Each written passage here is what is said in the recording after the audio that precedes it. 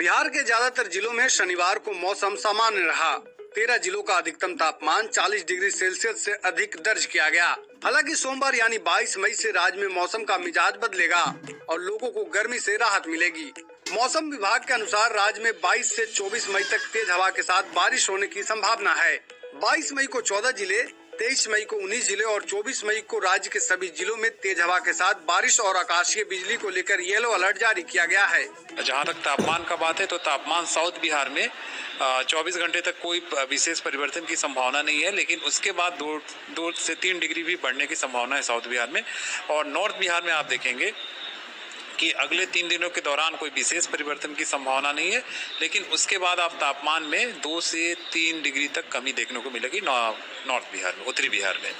पिछले 24 घंटे में वाल्मीकि नगर, वैशाली, छपरा और बेगूसराय को छोड़कर सभी जिलों के अधिकतम तापमान में 2 से 3 डिग्री सेल्सियस की बढ़ोतरी दर्ज की गई। दैनिक भास्कर के लिए पटना से हर्षवर्धन की रिपोर्ट।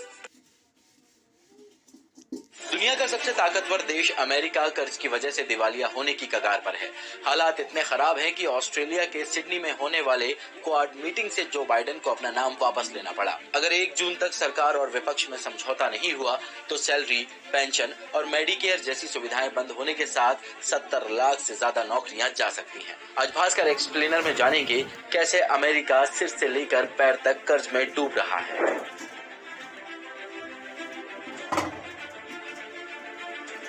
अमेरिका अगर कंगाल होता है तो दुनिया में मंदी आना तय है, लेकिन विश्व की सबसे बड़ी अर्थव्यवस्था पर कर्ज कैसे बढ़ा, सबसे पहले ये समझते हैं।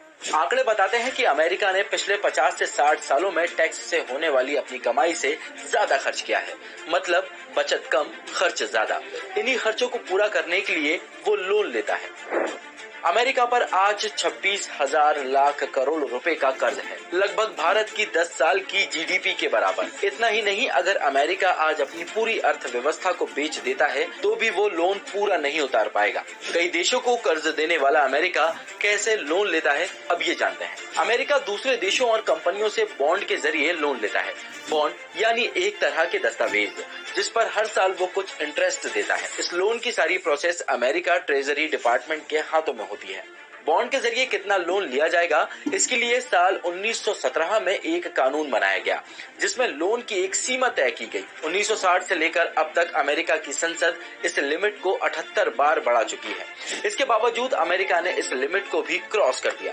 ऐसे में एक बार फिर अमेरिकी राष्ट्रपति जो बाइडेन भी लोन की लिमिट को बढ़ाना चाहते हैं, लेकिन उन्हें अपर हाउस यानी संसद में बहुमत हासिल नहीं है। इस प्रस्ताव को पास कराने के लिए उन्हें विपक्षी दलों की जरूरत होगी। लॉबिंग करने के लिए ही बाइडेन को समय चाहिए। ऐसे में अमेरिका के पास दिवालिया होने से बचने के लिए 3 रास्ते हैं। पहला है इमरजेंसी फंड। ट्रेजरी डिपार्टमेंट से इमरजेंसी फंड निकालकर सरकार इस परेशानी से कुछ दिनों के लिए बच सकती है। दूसरा है संसद से मंजूरी। अगर अमेरिका के दोनों सदनों से कर्ज की लिमिट बढ़ाने की परमिशन मिल जाए तो अमेरिका इस आर्थिक संकट से बच सकता है। तीसरा है संविधान संशोधन। 14वें संविधान संशोधन के जरिए बाइडेन लोन की सीमा बढ़ाने का फैसला संसद को नजरअंदाज करके ले सकते हैं, लेकिन इस पर विपक्ष कोर्ट में चुनौती दे सकता है। ऐसे में अगर अमेरिका की अर्थव्यवस्था गिरती है तो उसका असर भारत पर पड़ना तय है। साल 2008 में जब अमेरिका में मंदी आई थी तब देश में बेरोजगारी दर 10% तक पहुंच गई थी। इस मंदी से बचने के लिए भारत सरकार को 3 राहत पैकेज जारी करना पड़े थे। अगर वक्त रहते अमेरिका में हालात नहीं सुधरे तो दुनिया भर में इसका असर देखने को मिलेगा। ऐसी और भी वीडियोस को देखने के लिए जुड़े रहें दैनिक भास्कर ऐप के साथ।